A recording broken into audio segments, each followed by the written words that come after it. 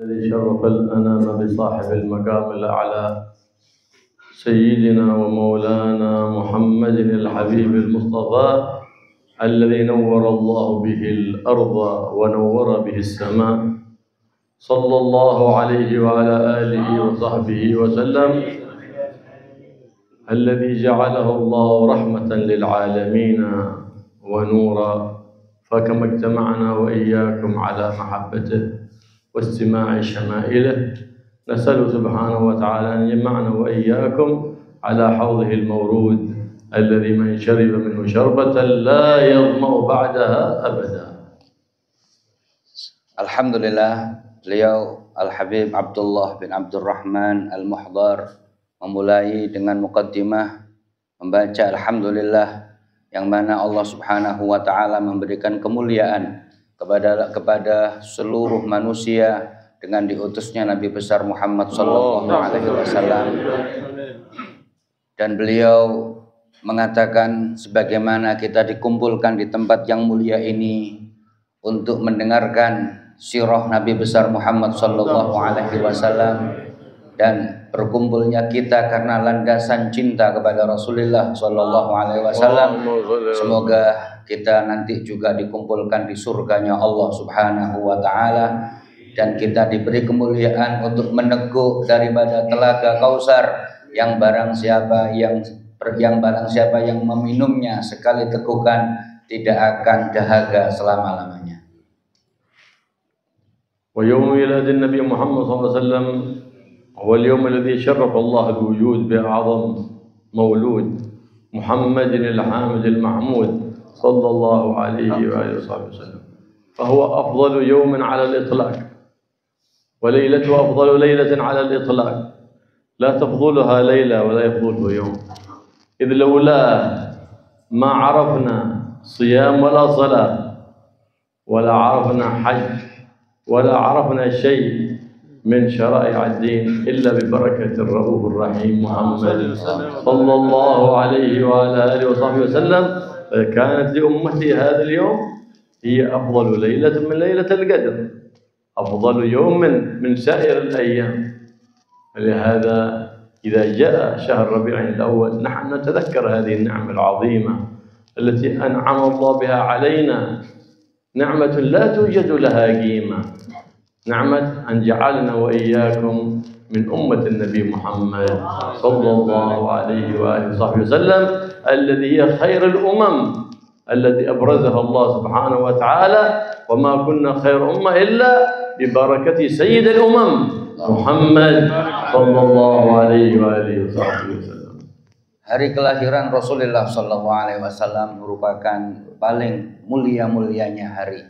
Malam kelahiran Rasulullah sallallahu alaihi wasallam adalah paling mulia-mulianya malam, sehingga dikatakan bahwa hari tersebut adalah lebih afdal daripada Lailatul Qadar. Kalau bukan gara-gara malam kelahiran Rasulullah sallallahu alaihi wasallam, kita tidak mengenal salat, kita tidak mengenal puasa, kita tidak mengenal haji, dan kita tidak mengenal syariat-syariat yang lain. Duduk kita di tempat ini ketika masuk bulan Rabiul Awal, kita mengingat nikmat yang begitu agung kepada kita, dan kita menjadi khairul umam, kita menjadi terbaiknya, paling baik-baiknya bangsa yang pernah Allah kirimkan di muka bumi ini. Semuanya juga berkah daripada Nabi besar Muhammad sallallahu alaihi wasallam. Rasul sallallahu alaihi wasallam li hadzal wujud وهو الساجد لله الواحد المعبود موئا بسبابته إشارة لتوحيد الواحد الموجود الله سبحانه وتعالى. وقد تربى صلى الله عليه وآله وصحبه وسلم وتولى تربيته مولاه سبحانه وتعالى عندما مات والده وأمه حاملا به، وماتت أمه آمنة وهي ابن 5 سنوات وقيل 6 سنوات، فتيتم النبي محمد صلى الله عليه وسلم اليتم الأعظم حتى لا يكون لأحد عليه حق، لأن من مات والده وهو دون البلوغ سقط عنه حق الوالدين، فصار له عليهم لا لهم عليه. وهكذا تربى النبي محمد صلى الله عليه وسلم، ليس يتم فقط بل اليتم الأعظم إذ لم يرى. ثم كفله جده عبد المطلب، ثم بعد ذلك وكله إلى عمه الشفيق الشقيق أبو طالب. Rasulullah Shallallahu Alaihi Wasallam lahir nampak di muka bumi ini dalam kondisi sujud kepada Allah Subhanahu Wa Taala, dan dalam keadaan sujud tersebut beliau Rasulullah mengangkat jari telunjuknya memberikan isyarah kepada tauhid kepada Allah Subhanahu Wa Taala, dan beliau Rasulullah Shallallahu Alaihi Wasallam dididik langsung oleh Allah Subhanahu Wa Taala. Beliau di kandungan ibunya, orang tuanya telah meninggal, yaitu abahnya As-Sayyid Abdullah meninggal dunia.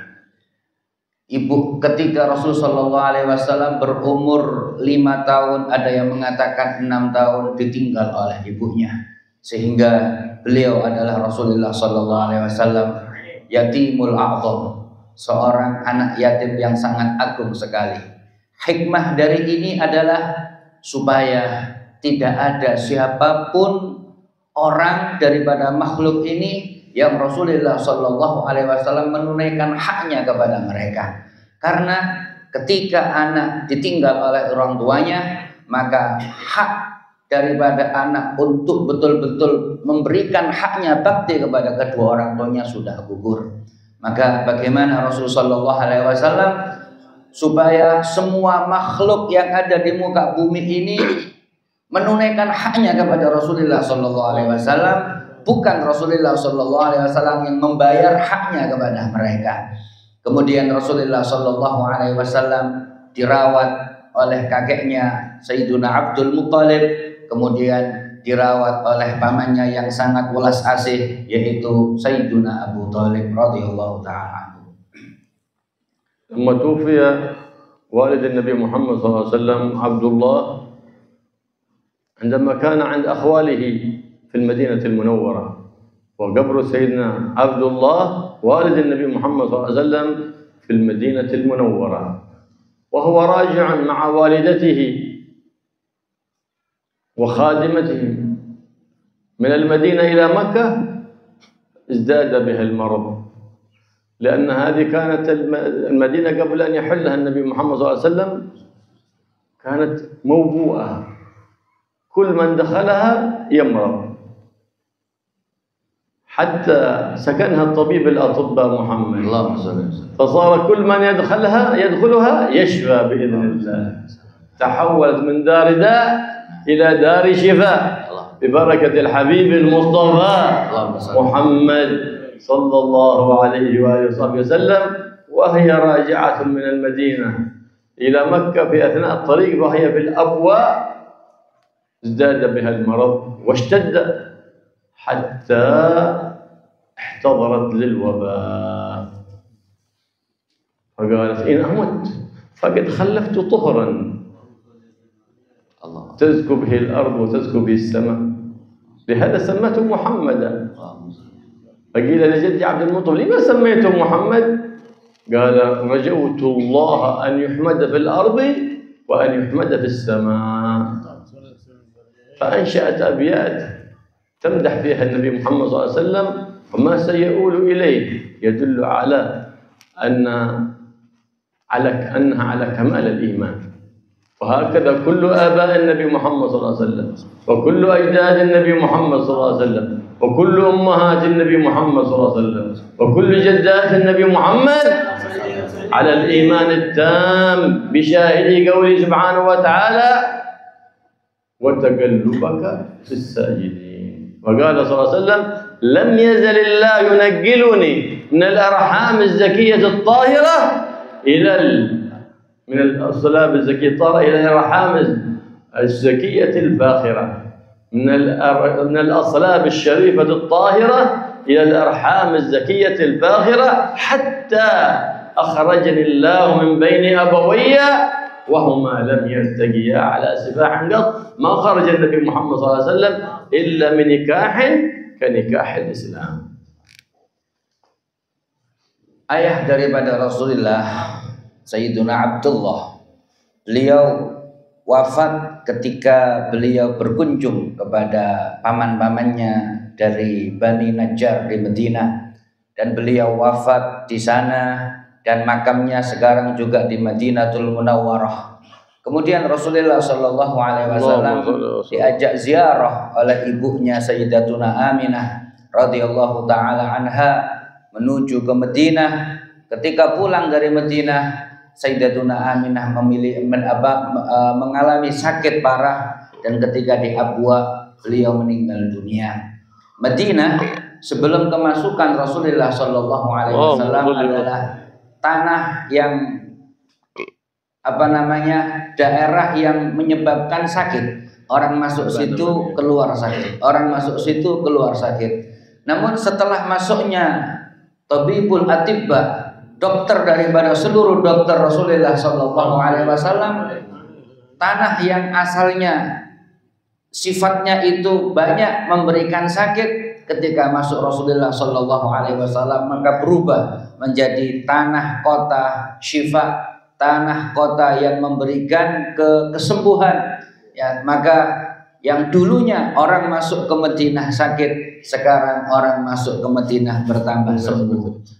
Dan Rasulullah Shallallahu Alaihi Wasallam ketika dibawa oleh ibunya sampai ke daerah Abwa, dan kemudian Rasulullah Shallallahu Alaihi Wasallam meninggal dunia, dan beliau Sayyidatuna Aminah menggubah sebuah qasidah yang mengatakan salah satunya bahwa aku telah meninggalkan tuhra, aku telah meninggalkan anak yang paling suci. Kemudian juga begitu juga ditanyakan kepada Sayyidina Abdul Muttalib, kenapa engkau namakan cucu ini Muhammad? Maka beliau Sayyidina Abdul Muttalib mengatakan, saya berharap supaya beliau dipuji di dunia dan di akhirat.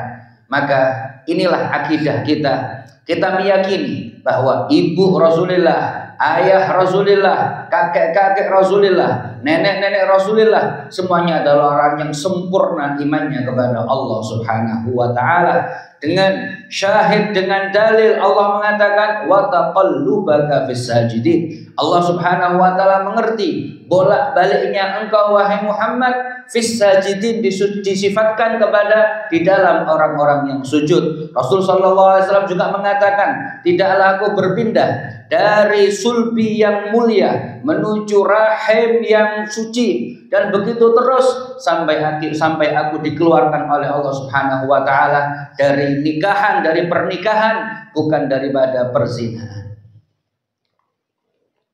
فلما انتقلت إلى الرفيق الأعلى سيدتنا آمنة الزهرية أم النبي محمد صلى الله عليه وسلم في مكان الأبوة صحراء ما فيها أحد وليس معه إلا أمه، وقد انتقلت إلى الرفيق الأعلى وخادمته، وهو في حجرها انتقل إلى الرفيق الأعلى صلى الله عليه وسلم. فماذا يفعل صلى الله عليه وسلم؟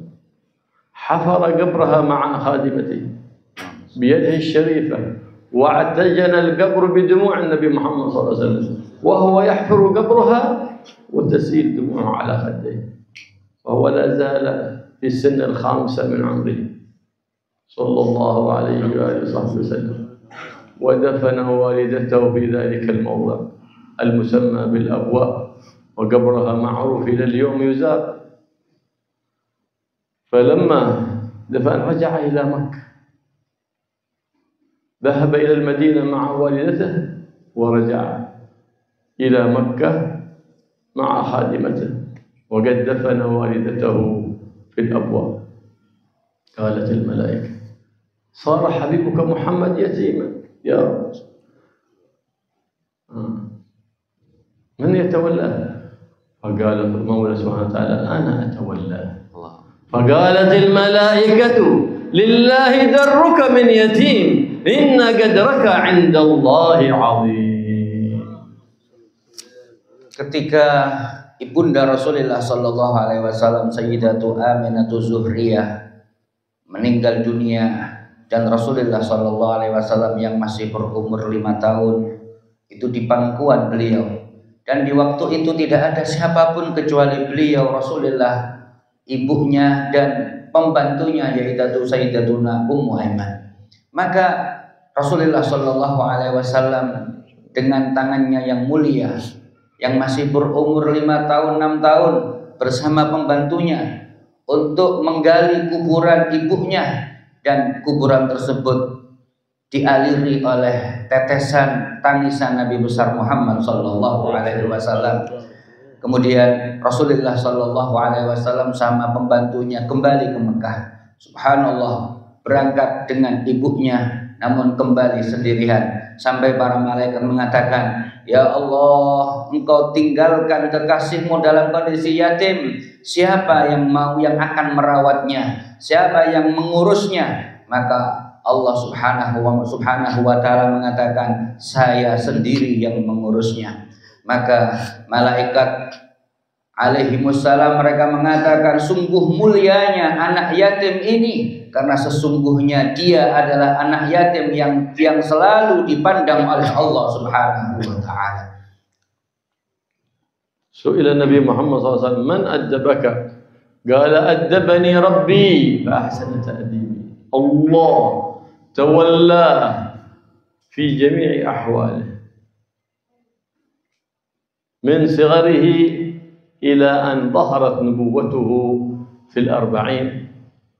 ولم تكن نبوته في 40 لأنه كان نبيا وآدم بين الماء والطين وذو النبوة، فنبوته قبل آدم وقبل خلق آدم، لكن ظهرت نبوته في 40 خلافا لما يعلمه اليوم كثير من الأساتذة لطلبتهم أنه أتته النبوة وهو في 40. لا، ظهرت نبوته في 40، أما نبوته قديمة على خلق آدم. Ditanya Rasulullah Shallallahu Alaihi Wasallam, siapa yang mendidikmu?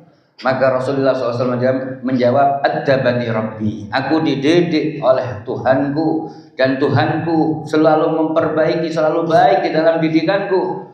Maka bagaimana Allah Subhanahu wa ta'ala merawat Nabi Muhammad sejak kecil sampai masa nubuwah.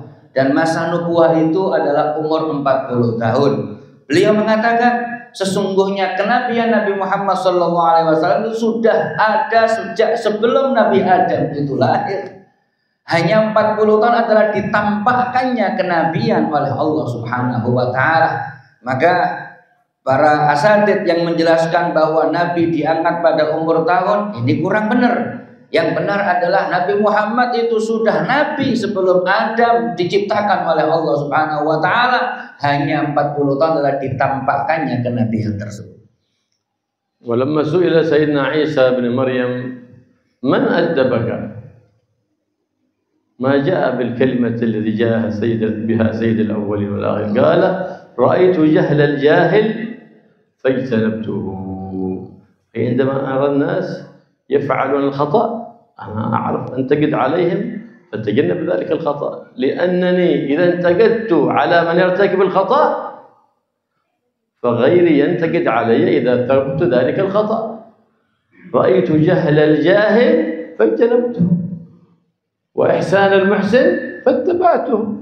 هكذا يستفيد الإنسان من مخالطته بالناس ولا يكون أمعة. فقد نهانا النبي محمد صلى الله عليه وسلم أن يكون أحدنا أمعة، إن أحسن الناس أحسن وإن أساءوا أساء، فذاك مبغوض عند النبي محمد وعند رب النبي محمد صلى الله عليه وآله وسلم. Ketika Nabi Isa ditanya, siapa yang mendidikmu? Nabi Isa alaihissalam keluar juga tanpa ayah. Ketika ditanya siapa yang mendidikmu, Nabi Isa menjawab tidak seperti yang dijawab oleh Rasulullah SAW, aku dididik oleh Allah. Namun beliau mengatakan, ketika aku melihat sifat buruk pada seseorang, aku menjauhinya. Ketika aku melihat sifat buruk yang ada pada seseorang, aku menjauhinya. Ini yang dijawab oleh Nabi Isa alaihissalam. Dan ketika aku melihat orang berbuat baik, maka aku mengamalkannya. Kenapa? Karena ketika aku melihat orang itu dicela, ketika melakukan suatu perbuatan yang tidak baik, maka pastinya jikalau aku melakukan perbuatan tersebut, aku pun juga pasti akan dicela. Maka begitu juga Rasul Shallallahu Alaihi Wasallam melarang kita untuk menjadi kaum yang mengikuti arus. Kalau mereka berbuat baik, kita berbuat baik kepada mereka. Kalau mereka berbuat jahat kepada kita, kita pun juga mau berbuat jahat kepada mereka. Bukan itu yang diminta oleh Rasulullah Shallallahu Alaihi Wasallam. فتربى النبي محمد صلى الله عليه وسلم يتيما، لكن ماذا صار في بعد ذلك؟ صار سيد أهل الأرض وسيد أهل السماء. واليوم العجب كل العجب، الإنسان يكون يتيم فيستحقر نفسه ويستحقره المجتمع، لربما صار سيدا في ذلك المجتمع. لكن إذا كان عنده همة عالية، لكن إذا عنده همة دانية ما ينفع ذلك، حتى ولو كان أبوه عالما. وإيش بقى ينفعك؟ أبوك عالم وأنت همتك دانية.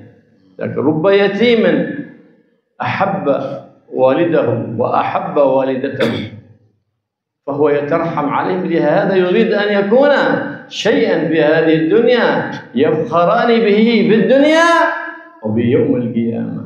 هذا اليتيم الذي يحب والده ويحب والدته.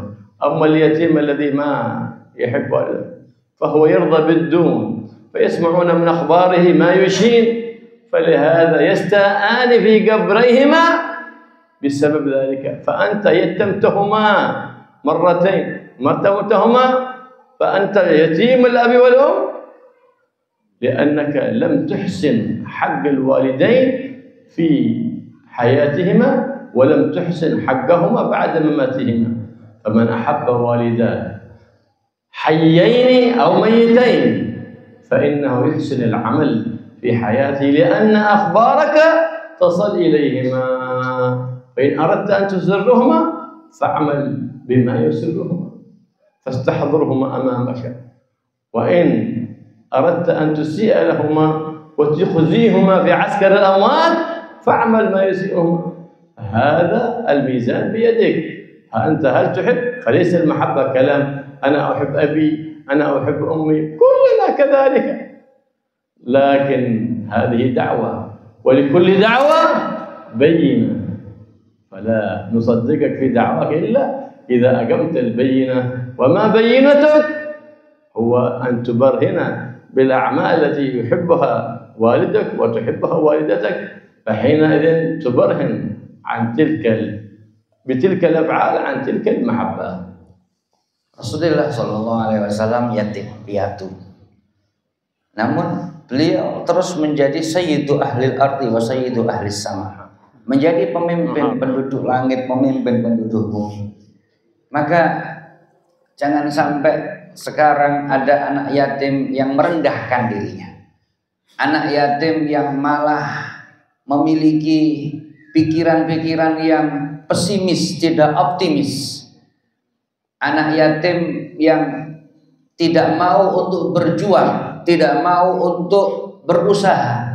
Nabi Muhammad SAW yatim piatu namun menjadi orang besar.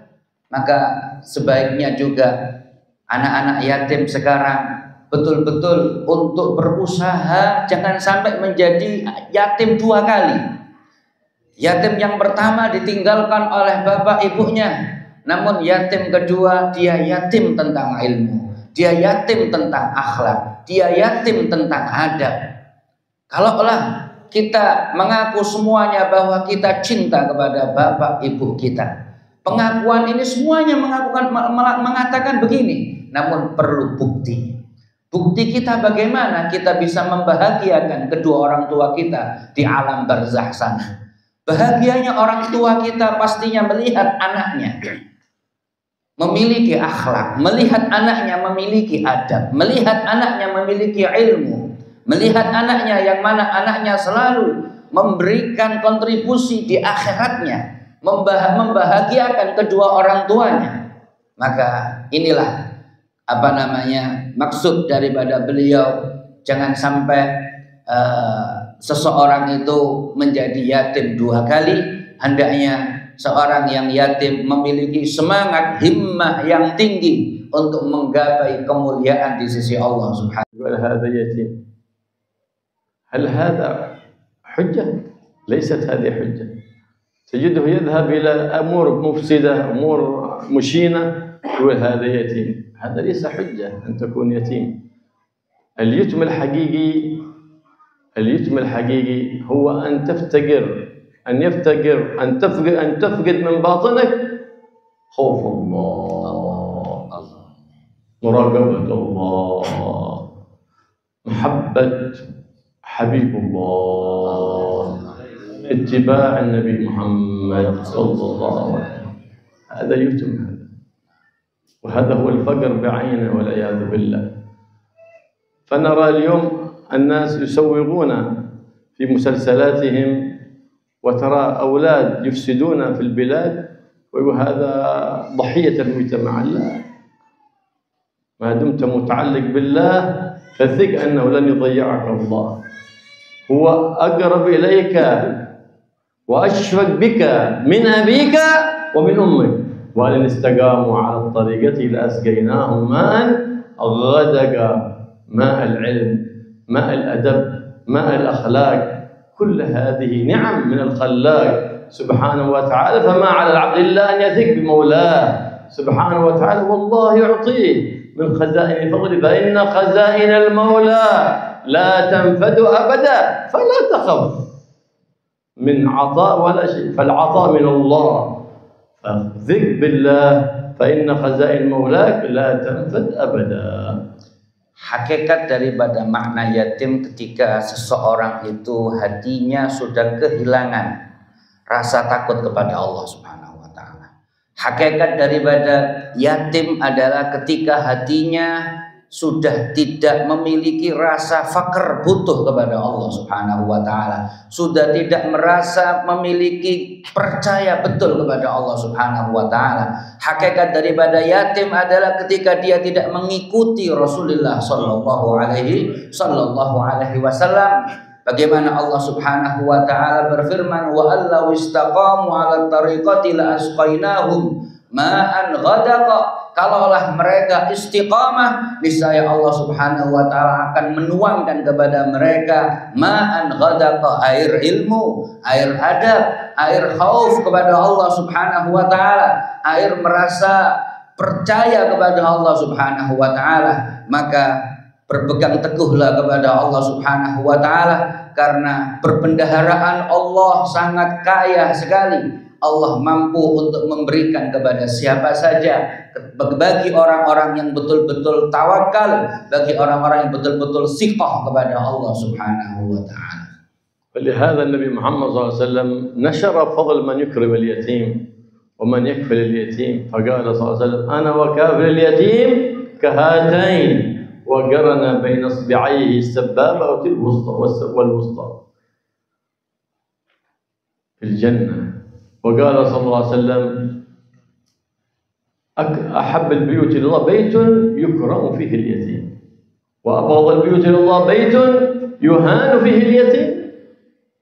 وهكذا أحب المدارس والمعاهد والمجالس التي يكرم فيها الأيتام، وأبغضها إلى الله التي يهان فيها الأيتام.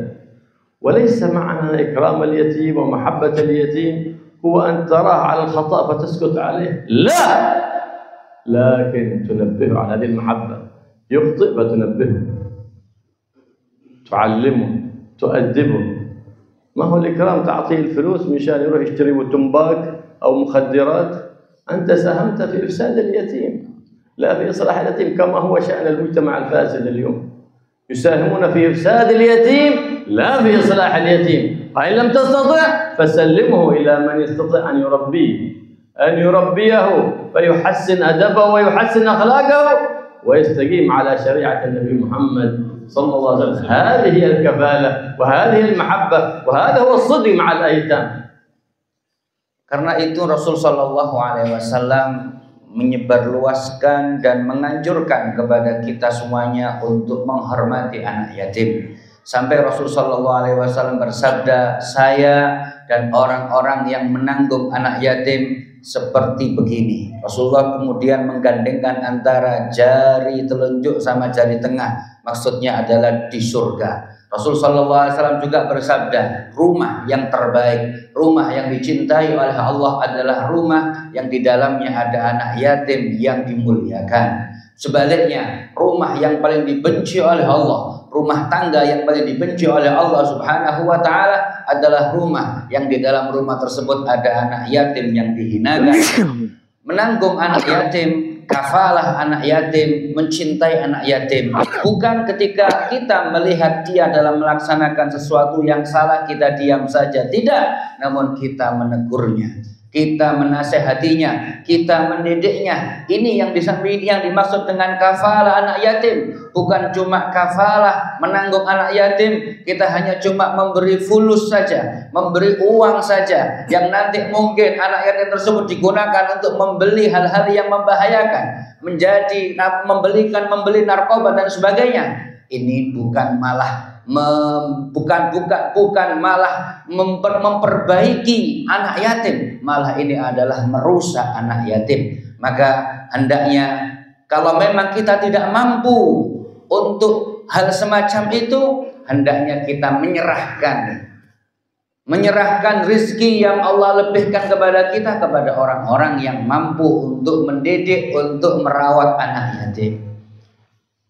وقد قال الله سبحانه وتعالى لحبيبي محمد ولسوف يعطيك ربك فترضى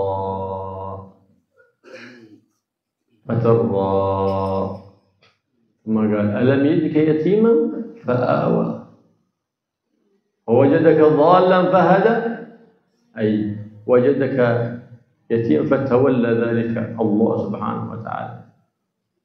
وكان في صغره عندما أضاع الطريق أتاه الملك وأرشده للطريق وذاك ضالا. ووجدك عائلا أي تعول الأكوان كلها في عيالة النبي محمد صلى الله عليه وسلم، فأغناك فصار كأغنى الخلق لأنك أغنى الخلق بالله سبحانه وتعالى، عائلا فأغنى. لهذا أوصاك الله فأما اليتيم فلا تقهر وأما السائل فلا تنهر وأما بنعمة ربك فحدث. فإن الله سبحانه وتعالى يحب أن يثر نعمته على عبده، ما هو تستر النعم وتذكر للناس النقم، لا، اظهر نعمة الله وقول الحمد لله.